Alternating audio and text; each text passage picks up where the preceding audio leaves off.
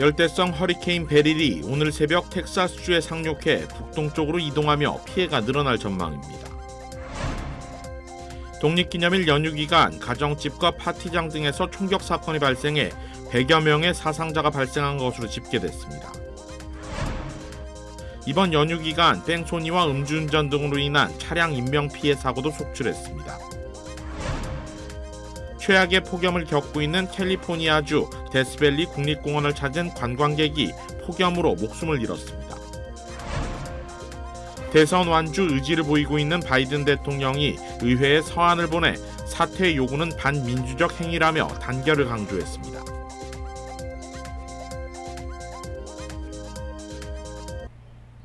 시청자 여러분 안녕하십니까? KBS 아메리카 뉴스입니다.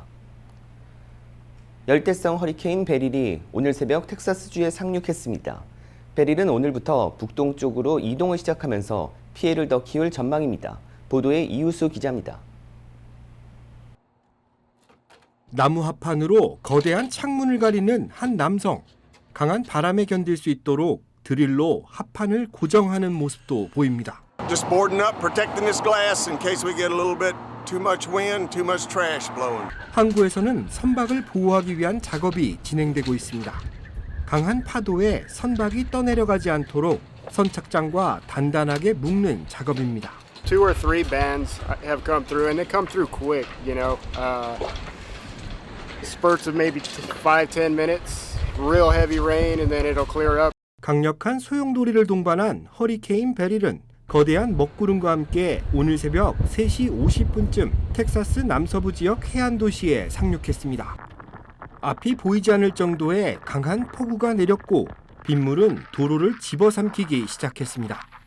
텍사스 주정부는 어제 저녁 긴급 기자회견을 열고 시민들의 각별한 주의를 당부했습니다. 카리브해에서 텍사스주에 상륙할 때까지 이미 11명의 사망자가 속출했기 때문입니다. It's going to be wet, it's going to be windy, and it's going to be dangerous. Do not go out. If you are outside during this time, you're risking your life. And not only that, you're risking the lives of first responders. 허리케인 피해는 지금 이 시간에도 이어지고 있습니다. 강한 돌풍에 전신주들이 쓰러지면서 곳곳에 전력 공급이 중단됐고 나무들이 넘어지며 가정집을 덮치고 있습니다. It seemed like this was a lot worse than some of the other ones that they said were worse. But it could have been how close we were to it. That tree limb right there could have been through the roof of our house instead of our shed. That one could have gone on our house instead of this way. 텍사스 주당국은 오늘 오전 기준 2명이 사망했고 150만 가구의 전력 공급이 중단됐다고 발표했습니다. 허리케인 베일로 이미 1000여 편 이상의 항공기 운항에도 차질이 발생하고 있는데 내일과 모레 양일간 미시시피와 오하이오 밸리 지역을 통과하면서 피해는 더 확산될 것으로 전망되고 있습니다. KBS 뉴스 이우수입니다. 동남아 지역에서도 폭우가 쏟아지고 있습니다. 인도네시아에선 폭우로 인한 산사태로 인해 30명 이상이 숨지거나 실종됐습니다. 정윤섭 기자입니다. 산간마을 대부분이 엄청난 양의 흙더미에 파묻혔습니다. 집이 있던 흔적조차 찾기 어려울 정도입니다. 현지 시각 지난 7일 오전 인도네시아 술라웨시섬 북부의 한 금광 지역에서 산사태가 발생했습니다. Kecamatan Suwawa Timur Bone Bolango Gorontalo mengalami longsor pada Minggu dini hari. Longsor disebabkan oleh hujan yang terus mengguyur wilayah Gorontalo sejak hari Sabtu. 이 사고로 지금까지 최소 12명이 숨지고 18명이 실종됐습니다. 희생자 대부분은 금광에서 일하던 인부들로 전해졌습니다. 폭우가 여전히 쏟아지고 있고 현장에는 도보로만 접근이 가능해 수색 작업은 어려움을 겪고 있습니다. Sulit di atas dan dari pihak Polda Gorontalo juga akan mengupayakan heli untuk melaksanakan evakuasi terhadap korban yang tertimbun longsor di atas. 인근에선 폭우로 강둑과 교량이 무너지면서 주민 1000여 명이 대피하기도 했습니다. 사고가 난 금광은 당국의 허가를 받지 않은 불법 작업장이었다고 현지 매체들은 전했습니다. 그만큼 홍수나 산사태 등 재해에 취약할 수밖에 없는 곳입니다. Artinya ada aktivitas tambang pada dini hari. 무허가 금광이 많은 인도네시아에선 2022년 4월에도 수마트라 섬 북수마트라주에서 역시 산사태에 파묻혀 작업자 12명이 숨졌습니다. 방콕에서 KBS 뉴스 정윤섭입니다. 독립기념일 연휴 기간 가정집과 파티장 등에서 총격 사건이 발생해 100여 명의 사상자가 발생한 것으로 집계됐습니다. 켄터키주 북부 가정집에서 지난 6일 새벽 2시 50분쯤 총격 사건이 발생해 4명이 숨지고 3명이 다쳤습니다. 경찰은 신고를 받고 현장에 도착해보니 4명이 숨진 상태였고 3명이 크게 다쳐 근처 병원으로 이송됐다고 밝혔습니다. 20대 용의자는 사건 직후 차량을 타고 도주했는데 자해로 추정되는 총상을 입은 채 근처 병원으로 이송됐지만 사망했다고 경찰은 밝혔습니다. 어젯밤에는 미시간주 디트로이트에서 총격 사건이 발생해 2명이 숨지고 19명이 부상당하는 일이 벌어졌습니다. 미시간주 경찰은 일요일 새벽 한 파티장에서 총격 사건이 발생해 수사가 진행 중이라고 덧붙였습니다. 경찰은 세부 내용을 구체적으로 공개하지 않았지만 도주한 용의자 검거를 위해 목격자들의 진술을 토대로 수사를 진행 중이라고 밝혔습니다. 시카고 경찰은 목요일부터 시작된 독립기념일 주말 동안 시카고에서만 100명 이상이 총에 맞았다고 밝혔습니다. 시카고 사우스사이드 지역에서 오전 6시 15분 한 가정집에서 발생한 총격으로 2명의 여성과 8살 남자 어린이 등 3명이 숨졌고 어린이 2명이 총에 맞아 중상을 입었습니다. 목격자들에 의하면 총성이 불꽃놀이인 줄 알았는데 얼굴에 마스크를 쓴 2명이 베란다에서 뛰어내려 경찰에 신고했다고 설명했습니다. 경찰은 개인 간의 다툼이 총격으로 이어진 것으로 보고 수사 중이라고 설명했습니다. 시카고 오스틴에서도 총격 사건이 일어나 6명이 다치는 사건이 발생했는데 독립기념일 연휴 기간 시카고에서만 총격 사건으로 11명이 숨지고 55명이 다쳤습니다. AP통신 등에 따르면 4일간 시카고 등에서 총격과 흉기 공격으로 최소 26명이 숨졌고 부상자도 80명 이상으로 알려졌다고 보도했습니다. 한편 이번 연휴 기간 뺑소니와 음주운전 등으로 차량 인명피해 사고가 속출했습니다. 윤범수 기자가 보도합니다. 독립기념일 연휴가 시작된 지난 3일 오후 놀서 헐리우드에서 한 남성이 도로를 건너기 시작합니다. 그 순간 남성을 그대로 치고 지나가는 하얀색 세단 차량. 이후 멈추지 않고 현장을 빠져나갔습니다. 차에 받친 남성은 중상을 입고 병원으로 후송됐습니다. 캘리포니아 도로교통법에 따르면 과실 여부와 상관없이 도로에서 사고가 났을 경우 차량 운전자는 정차해 신원을 확인하고 필요할 경우 응급상의 조치를 취해야만 합니다. LA 경찰은 해당 영상 공개와 함께 하얀색 4도어 인피니티 세단 차량을 수배했고 제보자에게는 $25,000의 상금이 내걸렸습니다. 가든그로브 지역에서는 자전거를 타던 일가족 5명이 뺑소니 차량에 치여 크게 다쳤습니다. 사고로 20대 부모와 여아 2명, 남아 1명이 모두 병원으로 후송됐는데 부모 중 1명과 아이 둘, 3명은 중태입니다. 사고를 낸 캠리 운전자는 도주하다 현장에서 1.2마일 떨어진 곳에서 체포됐으며 음주운전과 뺑소니 혐의로 검찰에 송치됐습니다. 징검다리라 상대적으로 길었던 이번 독립기념일 연휴 기간 미 전역에서 음주와 뺑소니, 차량 관련 사고들이 속출했습니다. 앞서 지난 독립기념일 뉴욕 맨해튼의 한 공원에서는 많지 않은 운전자가 트럭을 몰고 공원에 돌진해 3명이 숨지고 8명이 다치기도 했습니다. 오늘 자정을 기해 닷새 동안 펼친 최대 집중 단속을 해제한 캘리포니아 고속도로 순찰대는 이번 연휴 기간 도로상의 각종 사고로 인한 피해가 상대적으로 더 많을 것으로 전망하고 있습니다. 앞서 지난해 연휴 기간 캘리포니아에서 교통사고 사망자는 68명, 음주 체포된 사람은 1,224명을 기록한 바 있습니다. KBS 뉴스 윤범수입니다. 카슨에 있는 사우스베이 쇼핑몰에서 10대 수백여 명이 난동을 부려 70명이 구금됐다 부모들에게 인계됐습니다. LA 카운티 셰리프국에 따르면 지난 6일 오후 2시쯤 200명이 넘는 10대 청소년들이 쇼핑몰 내에서 폭죽을 터뜨리며 난동을 부려 출동한 경찰에 의해 70여 명이 체포됐습니다. 신고를 받고 출동한 경찰은 현장에 모인 10대 청소년들을 5시간 만에 간신히 해산시켰다고 설명했습니다. 경찰은 소란을 피워 체포된 청소년들은 부모나 보호자에게 인계했다고 밝혔습니다. 최악의 폭염을 겪고 있는 캘리포니아주 데스밸리 국립공원을 찾은 관광객이 폭염으로 목숨을 잃었습니다. 어제 AP통신에 따르면 데스밸리 국립공원은 성명을 통해 최고 기온이 128도까지 오른 데스밸리에서 오토바이를 타고 가던 관광객 6명 가운데 1명이 사망했으며 1명은 병원에서 온열 질환 치료를 받고 있다고 밝혔습니다. 데스밸리 국립공원은 이들이 오토바이로 배드워터 지역을 여행하다 폭염을 이기지 못하고 구조를 요청했다면서 현재와 같은 고온은 건강에 위협이 될 수 있다고 경고했습니다. 데스밸리는 세계에서 가장 더운 곳 중 한 곳으로 지난 주말 사이 최고 기온이 133도를 넘어서기도 했습니다. 데스밸리 공원 측은 최고 기온을 나타내는 온도계와 함께 사진을 찍기 위해 오는 관광객들이 많은데 오전 10시 이후 하이킹을 피할 것과 그늘에서 휴식을 취할 것, 물을 자주 섭취할 것 등을 강조했습니다. 세 자녀를 차 안에 약 1시간 방치하고 쇼핑을 간 엄마가 경찰에 체포됐습니다.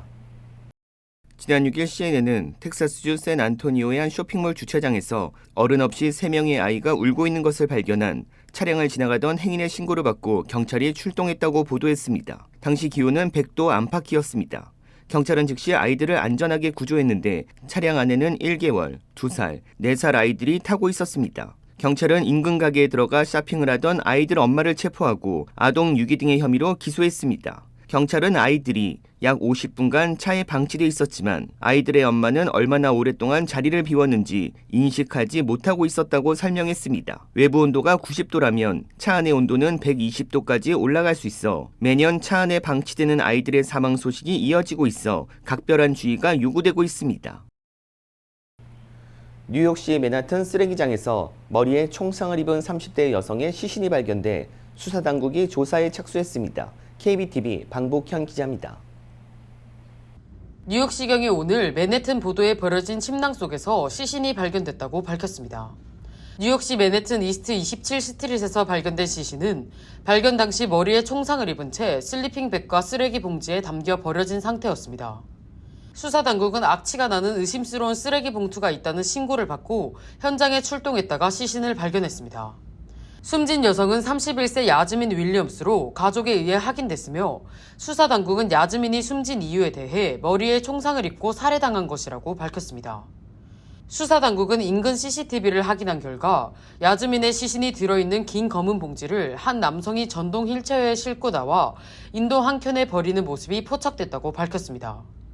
뉴욕시경은 오늘 사건에 대해 보고하며 피해자가 정확히 언제 머리에 총상을 입었는지는 파악하기 어려운 상태라고 전했습니다. 아직까지 용의자는 검거되지 않았습니다. 하지만 야즈민의 모친은 딸의 친구 중에 전동 휠체어를 타는 사람이 있다며 한 사람을 지목하며 동네 주민이라고 설명했습니다. 숨진 야즈민은 버팔로 주립대학에서 형사법을 전공한 것으로 전해졌습니다. 시신이 발견된 인도에는 오늘 아침부터 숨진 야즈민의 사진과 초, 꽃다발이 놓여지며 추도 움직임이 일고 있습니다. KBTV 뉴스 방복현입니다. 바이든 대통령이 대선 완주 의지를 보이고 있는 가운데 의회의 사퇴 요구는 반민주적 행위라며 서한을 보냈습니다. 조혜진 기자입니다. 바이든 미국 대통령은 독립기념일 휴회 기간이 끝나자마자 연방의회에 서한을 보냈습니다. 2장 분량의 이번 서한에는 민주당 의원들을 향해 단결을 강조하는 내용이 담겼습니다. 바이든 대통령은 이제는 그만해야 할 때라며 힘을 모아 트럼프를 패배시켜야 한다고 강조했습니다.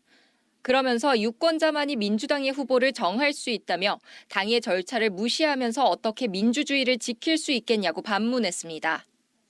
이어 바이든 대통령은 이날 언론과의 전화 인터뷰에서도 대선 완주 방침을 재확인했습니다. I wouldn't be running if I didn't absolutely believe that I am the best candidate to beat Donald Trump in 2024. 지난달 말 TV 토론 이후 바이든 대통령은 주요 경합주들을 찾으며 건재함을 증명하기 위한 강행군에 나서고 있습니다. 하지만 당 안팎으로 건강 관련 우려는 확산하고 있습니다. 비공개로 진행된 하원 민주당 상임위 간사회의에서 추가적인 후보직 사퇴 요구가 있었고 지난해 하반기부터 파킨슨병 전문의가 8차례에 걸쳐 백악관을 방문했다는 보도도 나왔습니다. 백악관은 곧장 진화에 나섰습니다. I have not seen any reason whatsoever to question or doubt his lucidity, his grasp of context, his probing nature. So every year, around the president's physical examination, he sees a neurologist. That's 3 times, right? 미국 언론들은 오는 11일까지 이곳 워싱턴에서 열리는 북대서양 조약기구 나토 정상회의가 바이든 대통령에게 중요한 시험대가 될 거라고 전망하고 있습니다. 워싱턴에서 KBS 뉴스 조혜진입니다. 보잉이 여객기 연쇄 추락 사고와 관련해 사기 혐의 유죄를 인정하고 4억 8,720만 달러의 벌금을 추가 납부하기로 합의했습니다. KBTV 전상희 기자입니다. 보잉과 법무부는 2018년에서 2019년에 인도네시아와 에티오피아에서 발생한 연쇄 추락 사고의 형사 책임을 놓고 합의했다고 월스트리트 저널이 보도했습니다. 또 보잉은 기소 유예 기간인 앞으로 3년 동안 안전 강화 프로그램에 4억 5,500만 달러를 투입하기로 했습니다. 이 기간 보잉은 법무부가 임명한 안전 분야 준법 감시인의 감시를 받아야 합니다. 이 같은 법무부의 제재는 2021년 체결된 합의안을 보잉이 제대로 이행하지 않았기 때문입니다. 앞서 연쇄 추락 사고로 총 346명이 사망하자 보잉사는 형사 기소를 피하기 위해 지난 2021년 벌금과 피해 보상 등으로 모두 25억 달러를 내기로 했지만 기소 유예 기간이 만료되기 전인 올해 1월 알래스카 항공의 보잉 737 맥스 9 여객기에서 동체 구멍이 나는 등 심각한 사고가 잇따라 발생하자 법무부는 보잉사가 기소 유예 합의 조건을 제대로 이행했는지 재조사에 착수했습니다. 조사 결과 보잉이 안전 규정을 준수하지 않은 것으로 판단해 사기 혐의를 적용해 형사 기소하기로 결정했습니다. 법무부는 추락사고 유가족 측과의 논의를 통해 보잉사의 유죄를 인정하고 벌금도 추가 납부하는 등의 조건을 이행한다면 기소를 면해주겠다는 형사 합의안을 전달했습니다. 법무부는 법원에 이달 중 변론 합의에 대한 심리 일정을 정해달라고 요청해 놓은 상태입니다. 한편 추락사고 유족들은 이번 합의가 원하는 수준에 미치지 못한다고 비판했습니다. 유족들은 법무부에 약 250억 달러의 벌금을 부과하고 합의 없이 보잉사를 기소할 것 등을 요구했습니다.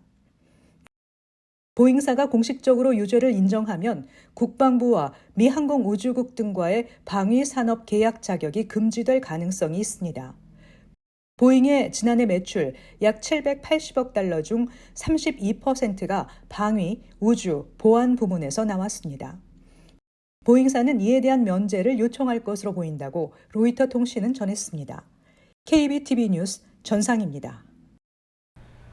팬데믹 이후 가격을 올렸던 소비재 기업들이 할인 혜택을 늘리고 있습니다.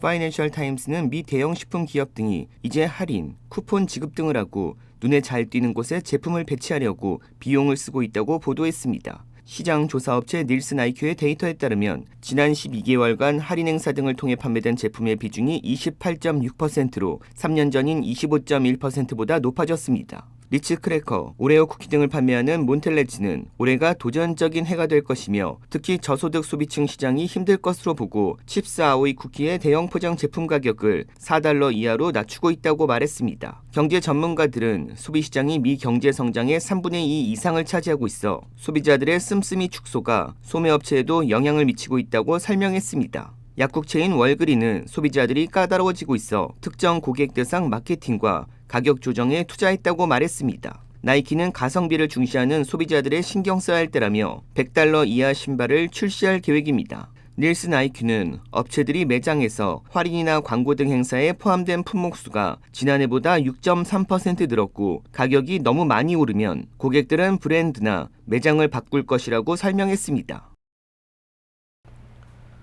완강하게 거절 의사를 밝혔던 홍명보 감독이 하루 만에 입장을 바꿔 한국 축구 국가대표팀 사령탑을 수락했습니다.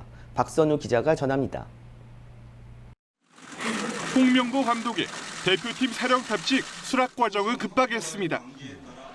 대표팀 감독직 거절 의사를 분명히 밝힌 건 나흘 전인 5일 저녁 6시쯤.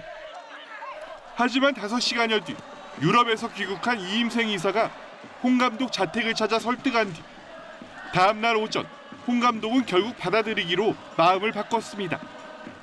축구협회는 홍 감독이 2014년 브라질 월드컵에서 실패한 경험도 충분히 활용 가능한 자산으로 평가했습니다.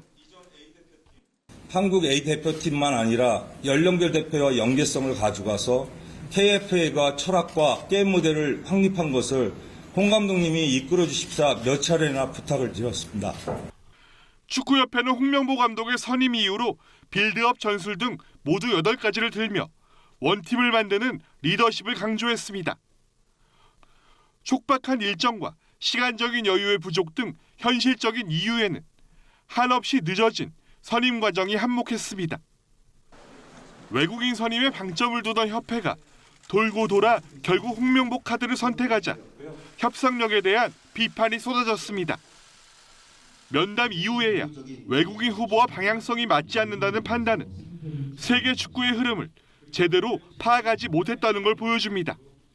무엇보다 울산 팬들이 K리그 감독 돌려막기라고 분노할 정도로 시즌 도중 현직 감독의 빼가기가 K리그를 무시하는 처사라는 목소리가 큽니다.